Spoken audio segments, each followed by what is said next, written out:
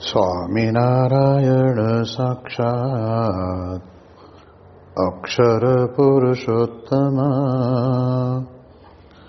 સર્વેભ્ય પરમં શાંતિ આનંદમ સુખમર્પયેત. શ્રી સ્વામિનારાયણ ભગવાનની જય. શ્રી અક્ષર પુરુષોત્તમ મહારાજની જય. શ્રી ગુણાતીતાનંદ સ્વામી મહારાજની જય. શ્રી પ્રમુખ સ્વામી મહારાજની જય.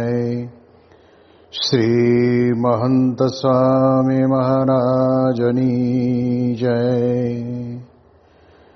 પ્રગટ ગુરુ હરિ પરમ પૂજ્ય મહંત સ્વામી મહારાજની આજ્ઞા અને આશીર્વાદથી આપણે બધાય ચાતુર્માસ અંતર્ગત શ્રાવણ મહિનાના પ્રાતઃ કથાનો લાભ લઈ રહ્યા છીએ. આજે આપણા માટે ઓગસ્ટ મહિનાની 13મી તારીખ અને મંગળવારનો પરમ માંગલિક દિવસ છે અને 1337મી સભા થાય છે. કહત હૈ સહજાનંદ એ વિષય ઉપર 988મો દિવસ થાય છે. આમ તો આજની તારીખ ગણીએ તો એ પ્રમાણે ગુરુ હરિ પ્રમુખ સ્વામી મહારાજ પોતે સ્વતંત્ર થકા અક્ષરધામને વિશે બિરાજમાન થયા એ તારીખ છે. પણ આપણે તિથિ પ્રમાણે સ્વામીશ્રીના ગુણાનુવાદનો લાભ લઈશું. અત્યારે આપણે વચનામૃતના આધાર ઉપર ક્રમાનુસાર 10મો અંગ આવે છે કે તપઃ. એટલે અહીંયા આગળ આપણે જાણીએ છીએ કે તપ કરવું એક પણ ભગવાન અને સંતના જીવનની અંદર એક અદ્ભુત ગુણ સમાયેલો છે, જેને ભગવાન સ્વામિનારાયણ પોતે નીલકંઠ વર્ણિના વેશે જે તપશ્ચર્યા કરી એવી તપશ્ચર્યા કરવી બહુ જ અઘરી છે. પણ ભગવાન પુરુષોત્તમ નારાયણનો આવો એક આદો ગુણ કે એમને તપ ઉપર બહુ જ રુચિ. એટલા માટે થઈને કાર્યાણીના વચનામૃતની અંદર તપની વાત કરતા પણ કહે છે કે અમને તપ બહુ પ્રિય. અને તપે કરીને શું થાય કે શરીરની અંદર અથવા તો મનની અંદર કંઈક ક્લેશ થાય એવા વ્રત કરવા. એટલે સ્વાભાવિક રીતે કે ઇન્દ્રિયો અને મન અને કેમે કરીને પણ એને દુઃખી કરવા, જેથી કરીને એ સારા અને ઉત્તમ પંચ વિષય ભોગને વિશે કંઈ વિશેષ વૃત્તિ દોડાવે નહીં. તપ એ આપણે જાણીએ છીએ કે રામચરિત માનસની અંદર પણ લખવામાં આવ્યું છે કે તપ બિન તપ વગર મોટા મોટા દેવોને પણ પોતાના જીવનની અંદર પ્રશ્ન આવ્યો છે. માત્ર ને માત્ર આપણને આપેલું આ શરીર કાંઈ ભોગ ભોગવવા માટે આપ્યું નથી. અને એટલે જ ભાગવતની અંદર ભગવાન ઋષભદેવજી એમના સ્વપુત્રોને કહે છે કે હે દીકરાઓ, તપો દિવ્યમ પુત્ર કા એન સત્વમ. તમે જીવનની અંદર એવું સત્વ તપ કરો કે જેના કારણે કરીને તમારા જીવનમાં તમને સંયમ પ્રાપ્ત થાય. ભગવાન સ્વામિનારાયણે એકાદશીના વચનામૃતને પણ વિશેષ કરીને આપણને જે વર્ણન કર્યું છે એમાં આપણને એટલી તો ખબર પડે કે મહારાજને પોતાને સંયમ કરાવવો છે. શરીર છે એ ભોગનું ઘર છે અને રોગનું પણ ઘર છે. જ્યારે વિશેષ ભોગ ભોગવાય ત્યારે એ શરીરની વિશે રોગ થતા હોય છે. અને એટલા જ માટે થઈને આપણે આપણા જીવનની અંદર જેટલો સંયમ રાખીએ એટલું જ આપણા જીવનની અંદર આપણને આંતરિક ભગવાન સંબંધી ક્રિયા કરવામાં વિશેષ આનંદ અને રસ વર્ત્યા કરે. માટે મહારાજ આપણને અહીંયા આગળ તપની વાત કરતા કહે છે કે દર 15 દિવસે એકાદશી આવે તો એને ખબરદાર થઈને કહેવાય છે કે કરવી. એનો અર્થ એ થાય છે કે જીવનની અંદર દર 15 દિવસે પણ એકાદ દિવસ આપણે વિજ્ઞાનની દ્રષ્ટિએ જોવા જઈએ તો પણ કહે છે કે ભૂખ્યા રહીએ તો એના કારણે કરીને આપણા શરીરની અંદર ન ખાવાનું ક્યારેક ખવાઈ ગયું હોય અને ખાવાનું જેટલું જોઈએ એના કરતાં વધારે ખવાઈ ગયું હોય, એનો બધો જ કચરો છે ને એ બધો નીકળી જાય અને શરીર તંદુરસ્ત રહે. પણ એ બેની અંદર વાત એવી આવે છે કે તપ છે એ તપે કરીને મારે ભગવાનને પ્રસન્ન કરવા છે. અને સાથે સાથે શરીર અને મનની અંદર ક્લેશ ઊભો થાય એવી રીતે વ્રત કરવા છે. અને મહારાજે એટલા જ માટે થઈને આપણને બધાને ચાતુર્માસને વિશે વિશેષ નિયમ લેવાની આજ્ઞા કરી છે. ભક્તિ સંબંધી, તપ સંબંધી, વાંચન સંબંધી, પછી દંડવત, પ્રદક્ષિણા, માળા, આ બધી જુદા જુદા પ્રકારના આપણે જે તપ કરીએ તો એનાથી આપણા પર ભગવાન રાજી થાય. અને એટલા જ માટે થઈને મોટા પુરુષોએ પોતાના જીવનની અંદર કેવા કેવા તપ કર્યા છે. જેમ ભગવાન સ્વામિનારાયણે વનવિચરણ કર્યું એવી જ રીતે અમને રામાનંદ સ્વામીએ જ્યારે ધર્મધુરા સોંપીને ગાદીએ બેઠા પછી પણ જે કોઈ હરિભક્ત પ્રેમથી મહારાજ માટે ઉત્તમ પદાર્થ લાવે તો મહારાજ એને હાથોહાથ કદાચ પણ લે અથવા તો બ્રહ્મચારી દ્વારા પણ અંગીકાર કરે, પરંતુ એના વિશે એમને ક્યારેય પણ અતિશય આસક્તિ દેખાય નહીં. જેમ કાર્યાણીની અંદર આપણે જાણીએ એ પ્રમાણે પ્રેમાબાઈ નામના હરિભક્ત હતા. એમણે પોતે મહારાજ માટે સરસ મજાના વસ્ત્ર અલંકાર આપ્યા. એ લઈને આવ્યા ને મહારાજે સામેથી લીધા, પહેર્યા.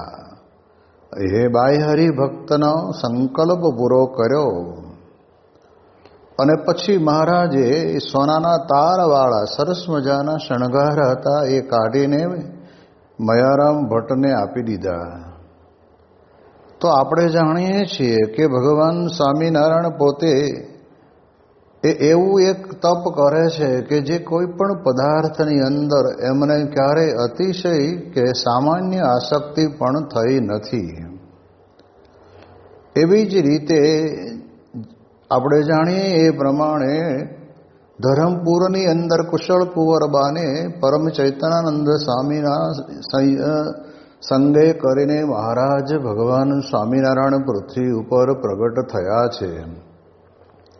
એ વાતની બરાબર દ્રઢતા થઈ એટલે મહારાજને કુશળ કુંવરબાએ પોતે પોતાના ગામ ધરમપુરને વિશે બોલાવ્યા. અને તે વખતે મહારાજ ત્યાં ઘણું રહ્યા અને પોતે મહારાજ માટે સરસ મજાના રસોઈના સાધનો વડે કરીને રસોઈ બનાવતા. મહારાજ પોતે એનો ભક્તિભાવ અંગીકાર કરતા. પણ જ્યારે કુશળ કુંવરબાએ એમ કહ્યું કે મહારાજ, આ સંપૂર્ણ ધરમપુરનું રાજ્ય તમને અર્પણ કરું છું અને આપ અહીંયા રહીને સત્સંગ કરો, કરાવો, આ રાજ્ય તમારું. અને ત્યારે તે વખતના સમયની અંદર ભગવાન સ્વામિનારાયણને પોતાના અંતરની અંદર ત્યાગની રુચિ કહેતા કે છોડી દેવાની રુચિ કેટલી જબરજસ્ત, ક્યાંય પણ આસક્ત બને નહીં. અને તે વખતના સમયની અંદર મહારાજ કહે છે કે ના, તમારું કામ તમે કરો અમે તો ભગવાન ભજવાને ભજાવવા માટે આવ્યા છીએ. આટલું બધું અદ્ભુત ભગવાન સ્વામિનારાયણને રાજ્ય મળતું હતું, છતાં પણ એનો ત્યાગ કર્યો. તો આ પ્રમાણે એમના મનની અંદર દ્રઢ હતું કે શરીરને અને મનને ક્લેશ થાય એવી પ્રકારના વ્રતાદિક કરવા, એટલે કે આવી રીતે એનો ત્યાગ કરતા રહેવું. તપને અડીને જે એક ત્યાગનો ભાગ આવે છે, જે આપણે જાણીએ છીએ, એટલે એ દ્રષ્ટિથી આપણે જોઈએ તો મહારાજે પોતે આવી રીતે ઘણી બધી જગ્યાએ જે ભક્તોએ જે કંઈ અર્પણ કર્યું એમાં એ મનથી જોડાયા નથી, પરંતુ સંપૂર્ણપણે એ ત્યાગના માર્ગે, એટલે કહેતા કે તપના માર્ગે બરાબરના ચાલ્યા છે. એવી જ રીતે ગુણાતીત ગુરુવર્યોના જીવનની અંદર પણ જોઈએ તો આપણને ખ્યાલ આવે.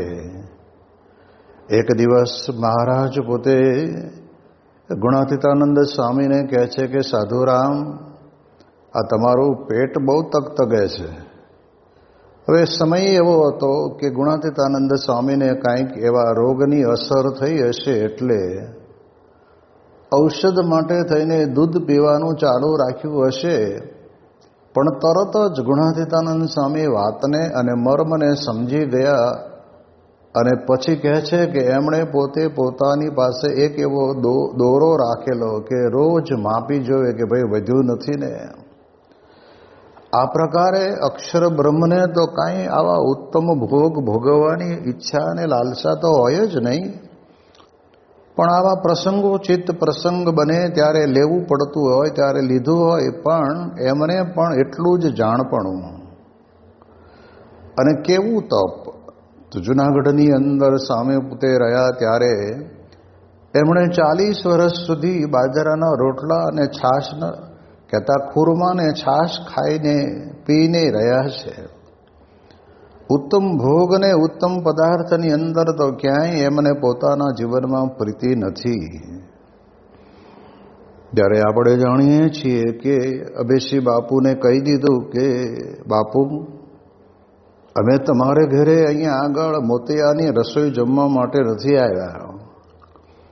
અમારે તો તમને જ્ઞાનની વાતો કરવી છે અને તમને જ્ઞાની બનાવવા છે. ધ્યાનમાંથી જ્ઞાનમાં જવાની જરૂર છે.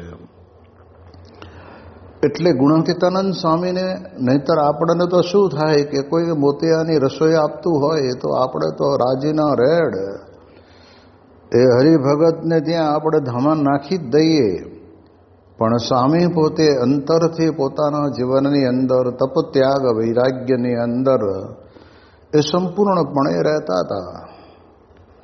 મહારાજે પણ આપણે જાણીએ એ પ્રમાણે જ્યારે વર્ણી વેશે જ્યારે ત્યાં આગળ લોજની અંદર આવ્યા અને પછી મહારાજ પોતે ગાદીએ બેઠા હશે અને તે વખતના સમયની અંદર મહારાજ માટે મીંઢી આવળ અને મરચું બેને બરાબર લસૂટીને એનો ગોળો બનાવીને મહારાજ પોતે ખાતા.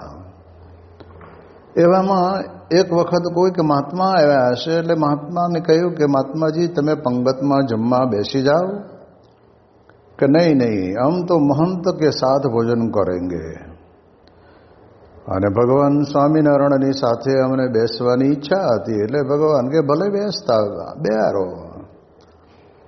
બેઠા અને મીંઢી આવળ અને મરચાનો વાળેલો ગોળો ભગવાન સ્વામિનારાયણના થાળમાં મૂક્યો. એવો ને એવો જ ગોળો ઓલા મહંતને પણ આપ્યો. મહારાજ તો પકવાન જમતા હોય ને એમ સહજતાથી મહારાજ જમવા માંડ્યા. અને પેલા મહાત્માએ તો એક ગોળામાંથી થોડોક કોળિયો લીધો અને ત્યાં તો એને આંખમાં પાણી જાય ચાલ્યા. हमको महंत के साथ भोजन नहीं करना है એવું એને બોલવું પડ્યું. ત્યારે આપણે વિચાર કરીએ તો ખબર પડે કે ભગવાન સ્વામિનારાયણ પૂર્ણ પુરુષોત્તમ નારાયણ હોવા છતાં પણ એમણે કેવું તપ કર્યું. પુલાહસર્મને વિશે 6 મહિના સુધી એક પગે ઊભા રહીને ત્યાં આગળ માળા ફેરવી આ પ્રકારનું તપની મૂર્તિ આપણા સંપ્રદાયની અંદર પ્રસિદ્ધ છે. અને એ પુલહાશ્રમ એટલે જ્યાંથી ગંડકી નદી એ સ્વયં પોતે વહેતી જાય છે. અત્યારે પણ ત્યાં આગળ એવું તીર્થ છે કે જેના ત્યાં આગળ 108 જેટલી ગંગાની ધારા એટલે કે ગૌમુખમાંથી નીકળતું એ પવિત્ર જળ, ડુંગરાઓના પેટાળમાંથી આવતું આ ઝરણું, અને એને વિશે બધાને સ્નાન કરવાનો બહુ મહિમા છે. તો ત્યાં આગળ પણ આટલું બધું તપ કર્યું. આપણે જાણીએ છીએ કે આ પ્રમાણે મહારાજ પોતે વિશેષ કરીને જ્યારે બદ્રીનાથ ગયા અને બદ્રીનાથથી પછી આગળ ઉપર જવું હતું ત્યારે તે વખતે પૂજારીએ કહ્યું કે બ્રહ્મચારી, દિવાળીના દિવસો આવી ગયા નજીક અને હવે તો બધાએ અહીંયાથી બદ્રીનાથમાંથી મકાનો ખાલી કરીને એ નીચે જશે અને તમે ઉપર જવાની વાત કરો છો. તો ભગવાન સ્વામિનારાયણને કેટલું બધું જબરજસ્ત તપની અંદર એ એમનું જીવન હતું. અને એટલે જ ગુણાતીતાનંદ સ્વામી પણ વારંવાર આવી રીતે સંયમમાં રહ્યા છે. અને સંયમમાં રહીને એમણે ભક્તોના જીવનની અંદર આ પ્રમાણે કહેવાય છે કે આ તપની એક રુચિ દર્શાવી છે. જેમ સ્વામી વખતે ત્યાં આગળ જુનાગઢની અંદર સવારે કંઈક બપોરે જમવા માટે બેઠા, એટલે તે વખતના સમયની અંદર ગામની અંદર રહેતા કોઈક નાગર શેઠ હશે, એને પણ સ્વામીએ નિમંત્રિત કરેલા. સામે બેઠા, સ્વામીના પત્તરની અંદર ગઈ 2 દિવસનો કે 1 દિવસનો ટાઢો રોટલો, એ રોટલાનો ખુરમો કરીને લાવીને 1 વાટકી જેટલો ખુરમો પત્તરમાં નાખ્યો. પેલા શેઠને મનમાં એમ થયું કે નક્કી આ ચોરમું આવ્યું, હમણાં ઘી આવશે. અને ત્યાં તો ગુણાતીતાનંદ સ્વામીએ પોતે છાશ મગાવી અને છાશ લાવીને એક સંતે પોતે ગુણાતીતાનંદ સ્વામીના પત્તરની અંદર રેડી. ત્યારે સામે બેઠેલા નાગર બ્રાહ્મણ હતા, એને એમ થયું કે નક્કી એમાં દૂધ નાખ્યું. પણ ત્યાં તો સ્વામીએ મીઠું મગાવ્યું અને મીઠું નાખીને આંગળી મૂકીને હલાવીને પી ગયા. ત્યારે સામે બેઠેલા નાગર બ્રાહ્મણને મનમાં એમ થયું કે ઓહો, આવા મોટા જૂનાગઢ મંદિરના મહંત અને આવો ગઈકાલનો સાંજનો કે બપોરનો ટાઢો રોટલો આવી રીતે મીઠું ને છાશ નાખીને જમે. જો એમની પોતાની તપની રુચિ મહારાજને રાજી કરવા માટેની હશે, એટલે સામી વ્યક્તિના અંતરની અંદર કેવો પ્રભાવ પડ્યો, એની અસર થઈ. અને અસરના કારણે કરીને એમને પોતાને અંતરની અંદર સદાયને માટે રસાસ્વાદના બહુ જ ઉમળકા આવતા હતા. અને ઘરની અંદર ધમાલ પણ ક્યારેક ક્યારેક થઈ જતી. અને એ બધા જ આવા અક્ષર બ્રહ્મના આવા બાજરાના રોટલાના ખુરમા ખાવાના ગુણને જોઈને એનો રસાસ્વાદ ટળી ગયો. ત્યારે આપણને ખબર પડે કે બાકી ભૂખ્યા તો રહેનારા ક્યાં નથી રહેતા. આજના જમાનામાં પણ લોકો વાતો કરે છે, સાચી હશે, આપણે કંઈ એને ખોટી કરવા માગતા નથી. કેટલાક લોકોએ 20 વર્ષથી અન્ન નથી લીધું હોતું, કેટલાક લોકોએ 40 વર્ષથી અન્ન લીધું નથી હોતું, અને એવી રીતે પોતાના આશ્રમની અંદર રહે. ઠીક છે, એ કદાચ કરી શકતા હશે, પરંતુ સામી વ્યક્તિના અંતરની અંદર જે પ્રભાવ પડવો પડે કે એનામાં રહેલા દોષ ટળવા જોઈએ, એ દોષ ટળવાનું તો અક્ષર બ્રહ્મ ગુણાતીત સત્પુરુષ અને પૂર્ણ પુરુષોત્તમ નારાયણ સહજાનંદ સ્વામી એ બેને વિશે જ સંભવે. એટલે આપણે જે આ ગરડા મધ્ય પ્રકરણના 62ના વચનામૃતની અંદર ભગવાનને વિશે 39 લક્ષણો રહ્યા છે, એવા જે ગુણ તે સત્પુરુષ કે સંતને વિશે કેવી રીતે સમજે તો આવે. એનો જવાબ તો મહારાજે આપણને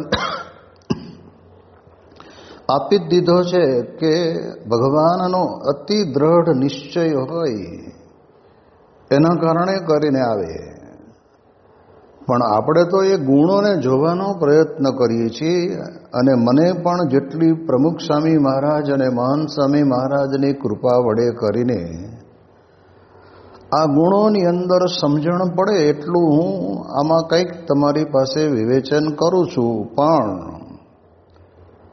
વાસ્તવિક તો આ ગુણો જ છે ને એ સામી વ્યક્તિના જીવનની અંદર અસર કરે. જેમ મુક્તાનંદ સ્વામી એ પોતે પોતાના જીવનની અંદર મહારાજની આજ્ઞા પ્રમાણે સંતનું મંડળ લઈને વિચરણ કરતા હતા. તો એ વિચરણની અંદર જે ગામોમાં જાય ત્યાં આગળ મુક્તાનંદ સ્વામીનું વર્તન જોઈને લોકોને અહોભાવ થતો. અમદાવાદની અંદર દરિયાખાનના ઘુમ્મટમાં મુક્તાનંદ સ્વામી પોતે બેઠા હશે અને તે વખતની અંદર શ્રાવિકો કહેતા જૈન સંપ્રદાયના કેટલાક કોઈક મુમુક્ષુઓ ત્યાંથી પસાર થતા હશે. અને ત્યારે તે વખતના સમયની અંદર સ્વામી ઉપર સર્પ પોતે પગ ઉપરથી હાથ ઉપર અને હાથ ઉપરથી માથા ઉપર બધી ચારે બાજુ ફરતો જોયો. આ પણ એક પ્રકારનું તપ છે. નહીતર તો સ્પર્શ આપણને માખી કે મચ્છર ન થાય ને તોય અતિ ગહન આપણને ધ્યાન લાગી ગયું હોય તો પણ એમાંથી આપણે બહાર આવતા રહીએ છીએ. જ્યારે અહીંયા તો મુક્તાનંદ સ્વામી સ્થિર અને ધીર રહ્યા. અને ત્યારે તે વખતે બધાને થયું કે નહીં આ મહાત્મા કોઈક અદ્ભુત છે. તો બધાએ જૈન સંપ્રદાયના વણિક ભક્તો બધાએ અંતરની અંદર વિચાર કરવા લાગ્યા કે આ કેવી રીતે સંભવે. તો આવી રીતે સંતના જીવનની અંદર તપની પરિભાષા શાસ્ત્રીજી મહારાજે પણ વર્ષો પર્યંત એમનું શરીર એમને સાથ નહોતું આપતું તો પણ એકાદશીના ઉપવાસ જે કરવાના થાય એ આવા સંજોગોની અંદર ચારે ઋતુ પ્રમાણે ઋતુઓનો પ્રકોપ બરાબરનો પડે અને એની સાથે સાથે પાછું આવા ગગનચુંબી 5 મંદિરો બનાવ્યા. એમાં કેટલો બધો પરિશ્રમ પડે. પધરામણીઓ કરી, પારાયણો કરી, વિચરણ કર્યું અને ચાલતા અને ગાડામાં બેસીને પણ જવાનું હોય તો ગયા. પણ એની અંદર શાસ્ત્રીજી મહારાજ પોતાના જીવનની અંદર તપ કરતા. જોકે એમનું ઉપાસનાનું અંગ હતું એટલે ઉપાસના માટે તો એમણે પોતે જેટલું સહન કરવું પડ્યું એટલું સહન કર્યું. અને સહન કરીને ભગવાન સ્વામિનારાયણની રદગત અભિપ્રાયને રુચિની વાતને અક્ષર બ્રહ્મ રૂપ થઈને પુરુષોત્તમની ભક્તિ કરવાનો સિદ્ધાંત એમણે વિશ્વવિખ્યાત કરી દીધો. યોગીજી મહારાજને તો આપણે જોઈએ તો પહેલેથી જ એમનું અંગ જ તપનું. યોગી મહારાજ પોતે વાત કરતા કે આપણે અન્નકૂટનો દિવસ હોય અને તે દિવસે આપણને ઉપવાસ આપ્યો હોય અને અન્નકૂટની રૂમની અંદર આપણને બેહારી રાખ્યા હોય કે ધ્યાન રાખજો અહીંયા આગળ ઉંદર કે બીજું ત્રીજું કોઈ આડુંવાળું આવે નહીં. એટલે આપણે બેઠા હોય તો કેટલી બધી સુગંધ આવે મિષ્ટાનની, કે સાટાની સુગંધ આવે, જલેબીની સુગંધ આવે, મેસૂબની સુગંધ આવે, મગજની સુગંધ આવે, બધી પ્રકારના ફરસાણ હોય એની સુગંધ આવે. અને નાસિકા વડે ઘરની સુગંધ લઈએ ત્યારે એના કારણે કરીને આપણને દેહે કરીને ભોગવવાની આપણને ઈચ્છા થાય જ. પણ યોગી બાપા કે અમે તો બેઠા હોય ને તો અમને મનમાં લેશ માત્ર સંકલ્પ ન થાય. અને વર્ષો સુધી એમણે આ પ્રમાણે કહેવાય છે કે અન્નકૂટના દિવસે જ ઉપવાસ કર્યો હોય. બાકી 7 ઉપવાસ, 8 ઉપવાસ, 9 ઉપવાસ તો એ પોતે કરતા. અને એટલા જ માટે થઈને આપણે આપણા જીવનની અંદર વિચારીએ તો તપોમૂર્તિ જ્ઞાન જીવનદાસ એટલે ખરેખરું અદ્ભુત તપ એ યોગીજી મહારાજ પોતે કરતા. એ તો કરતા, પણ યોગીજી મહારાજની સાથે શાસ્ત્રીજી મહારાજ ધામમાં ગયા પછી જે યુવકો સાથે ફરતા ને, એ યુવકોને પણ યોગીજી મહારાજ સ્નાન કરાવવા માટે બોલાવ્યા હોય, આવ્યા હોય, અને બાપા કહો લો આજે ઉપવાસ, એમ ઉપવાસ કરવાનો આજ્ઞા કરે. 5 ઉપવાસ તો 5 યુવકોને તો લગભગ આપી જ હોય આજ્ઞા. પણ એમની તપની રુચિ, કારણ એ છે કે તપે કરીને મન ઇન્દ્રિયોને આપણે બરાબર લાઈનમાં રાખવાના છે, જેને કહેવાય શબ્દોની અંદર તો જીતવાના છે. અને વાત એ વાસ્તવિક છે. આપણે ભણીએ તો લખી શકીએ, અને લખી શકીએ તો વાંચી શકીએ. એમ સત્પુરુષના જીવનની અંદર, ભગવાનના જીવનની અંદર જે આવો તપનો ગુણ છે, એ ગુણ પણ આપણામાં જો લાવીએ તો આપણા ઉપર પણ ભગવાનની પ્રસન્નતા તો થાય, એમાં બે મત નહીં. અને યોગીજી મહારાજે તો મહંત સ્વામી મહારાજને ઉપવાસ આપ્યો, તો એક ઉપવાસ આપ્યો, પારણાની તૈયારી કરી, બાપાના દર્શન કરવા આવ્યા, અને બાપાએ કીધું કે આજે બીજો ઉપવાસ કરી નાખો. અને ત્રીજો કર્યો, ચોથો કર્યો, અને 5મા ઉપવાસે 5 દિવસ સુધી ઉપવાસ કર્યા. અને 5મા દિવસે યોગીજી મહારાજે જાતે લીંબુનું શરબત બનાવીને એમના માટે તૈયાર રાખેલું, કે આવો તમને આજે પારણા કરાવીએ, તમે અમારા વચને કરીને 5 ઉપવાસ કર્યા. આ તો એવા પ્રસંગ છે. બાકી પહેલેથી જ એમના જીવનની અંદર ખાદ્ય પદાર્થ ઉપર કે ભોગ વિલાસ ઉપર એટલો બધો સંયમ કે જે મહંત સ્વામી મહારાજ જમે એવું બીજું આપણે કોઈ જમી શકીએ નહીં. એટલું, અને એવું મીઠા વગરનું, અંદર તેલ કંઈ તરતું ન હોય, બાફેલું હોય, આ બધું આવું જમે તોય તે આપણને એમ લાગે. અને આજે આપણે જોઈએ છીએ, છેલ્લા કેટલાય વર્ષોથી આ પ્રમાણે સ્વામી પોતે આ પ્રકારનું જ ભોજન જમતા આવ્યા છે. પણ આજે સત્સંગની અંદર ગુરુ ગાદીએ બિરાજ્યા પછી કેટલા બધા વિરાટ કાર્યો એમણે કર્યા એ આપણને ખબર પડે. પ્રમુખ સ્વામી મહારાજ પણ એ બહુ એક દ્રઢતાવાળા પુરુષ હતા. એમને ઘણી વખત સંતોએ પૂછ્યું કે સ્વામી, તમને ક્યારેય કોઈ દિવસ કંઈ ખાવા પીવાનો વિચાર આવે? અને ત્યારે સ્વામી બોલ્યા કે નાનો હતો ને ત્યારથી, એટલે કે જન્મથી મને કોઈ દિવસ ખાવાની બાબતનો કોઈ વિચાર જ આવ્યો નથી, કે આ સારું છે લાવો ખાઈ લે, આ હમ છે તો ખાઈ લે, એવું કશું જ નહીં. એટલે એ દ્રષ્ટિથી પ્રમુખ સ્વામી મહારાજનું પણ એક તપ જબરજસ્ત એવું કે 103 ડિગ્રી તાવની અંદર હરિભક્તોને રાજી કરવા માટે થઈને વાસદ જેવા ગામની અંદર 120 કે 22 જેટલી પધરામણીઓ કરે. આ એક બહુ મોટામાં મોટું. નહીતર શરીર તો શરીર છે ભાઈ, શરીર ચાલે તો બરાબર આપણે કંઈ કરી શકીએ, નહીતર તો સેવા પણ ન થાય. પણ પ્રમુખ સ્વામી મહારાજ એટલા બધા સંયમી પુરુષ, અને એટલું બધું એમને આ તપનું અંગ, એટલે બહાર લોકોને સમજ ના પડે, પણ જે સેવામાં રહેતા હોય એને ખબર પડે. અને માપની અંદર થોડું જમવું, પણ સમય વધારે લે ને એટલે લોકોને લાગે કે સ્વામી બહુ જમ્યા. તે સારંગપુરની અંદર શાસ્ત્રીજી મહારાજના શ્રાદ્ધના પર્વે મહંત સ્વામીએ પોતે સ્વામી બાપાને વાટકાની અંદર દૂધપાક આપ્યો અને મોઢે મૂક્યો. તો આપણે તો બધાએ જોઈ રહ્યા કે સ્વામી આ વાટકો પૂરો કરી દેવાના. તો આમ પિતા હોય એવી જ આપણને તે વખતના સમયની અંદર અનુભૂતિ થાય. પણ પછી જ્યારે વિડીયો ઝૂમ કરીને જોયો ને ત્યારે વાટકો તો એટલો ને એટલો જ હતો, ખાલી મોઢે અડાડ્યું હતું એટલું જ.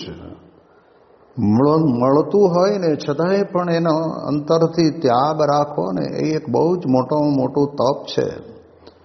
અને આપણે તો ભાગ્યશાળી છીએ કે આપણને આવા ભગવાનના પૂર્ણ એકાંતિક સત્પુરુષ મળ્યા છે ને, એટલે એના કારણે કરીને આપણને ભગવાનને વિશે જે તપની રુચિ છે એવી રુચિ આપણને ગુણાતીત ગુરુવર્યના જીવનની અંદર અનુભવાય છે. એની વિશેષ વાતો આપણે આવતીકાલે કરીશું. શ્રી સ્વામિનારાયણ ભગવાનની જય.